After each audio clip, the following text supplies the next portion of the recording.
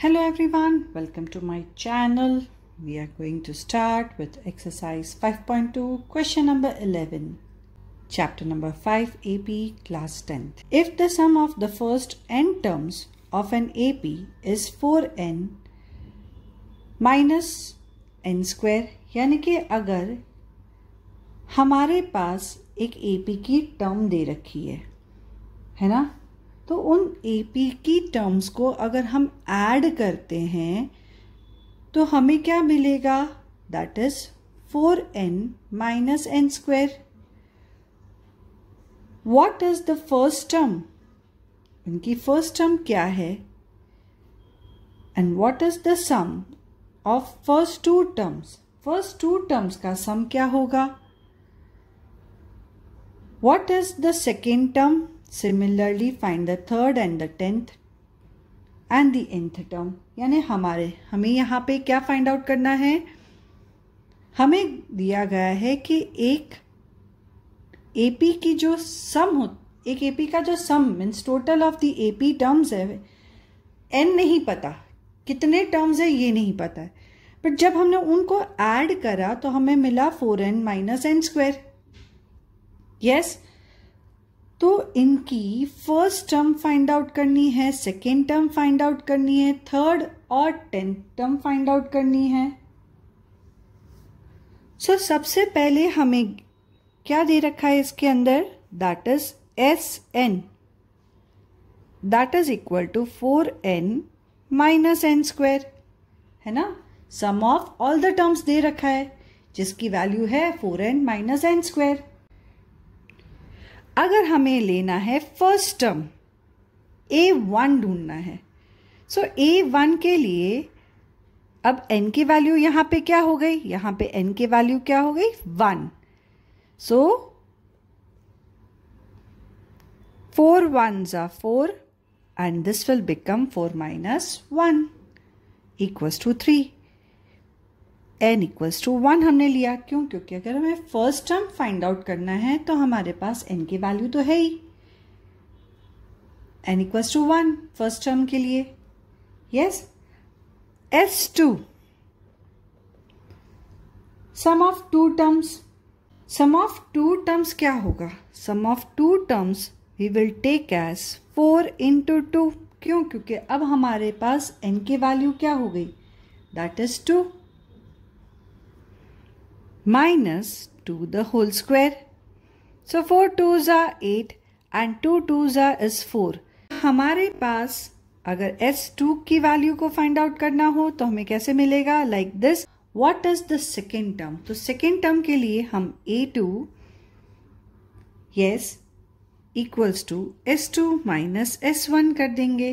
The sum of the first term हमने जो find out करा था यहाँ पे, वो हमें क्या मिल गया था? That is 3. और यहां पे सेकेंड टर्म क्या है? 4. सो 4 माइनस 3 इक्वल्स टू 1. तो हमारी A2 की वैल्यू क्या हो गई? That is 1. ओके. अब हमारे पास A1 की वैल्यू हो गई 3, A2 की वैल्यू हो गई 1. डिफरेंस हम फाइंड आउट कर सकते हैं. That is A2 minus A1. 1 minus 3 will get as minus 2. So difference हमें मिल गया. अब हमारे पास फर्स्ट टर्म भी है, डिफरेंस भी है, और हमें क्वेश्चन में ऑलरेडी बता रखा है कि we have to find out the third and the 10th term also. Formula हमें पता है. That is an equals to, yes, a plus n minus 1 into d हम करके ले सकते हैं. Which value we need to find out? हमें find out करना है थर्ड टर्म. So A3 की वैल्यू क्या लेंगे? So A की वैल्यू हमारे पास थी 3, n की वैल्यू 3 minus 1, डिफरेंस है minus 2.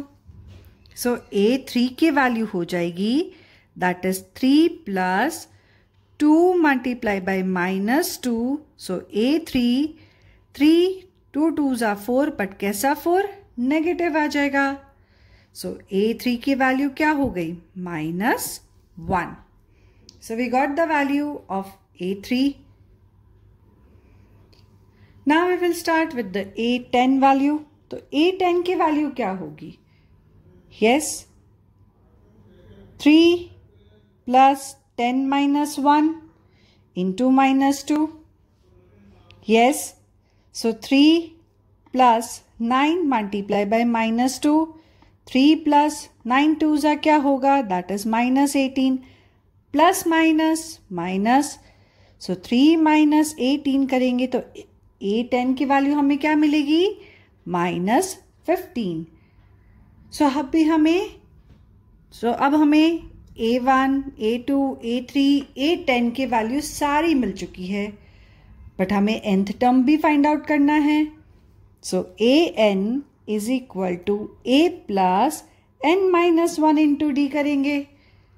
सो हियर a की वैल्यू 3, n हमें पता नहीं है, so will keep your n-1. Difference हमारे पास है, दैट इज -2. अब -2 को पूरी ब्रैकेट के साथ मल्टीप्लाई कर देंगे. So 3 and here we will take that is n multiply by 2 is 2n, minus minus क्या हो जाएगा? Plus, and 2 1s is 2. But कैसा 2 आएगा? पॉजिटिव 2 आएगा. Open the bracket. So 3 plus minus minus 2n plus plus plus 2. तो an की value हमारे पास क्या हो जाएगी? 3 plus 2 is 5 and 5 minus 2n. So we have proved all required terms over here. Our solution for the given question number 11 is done.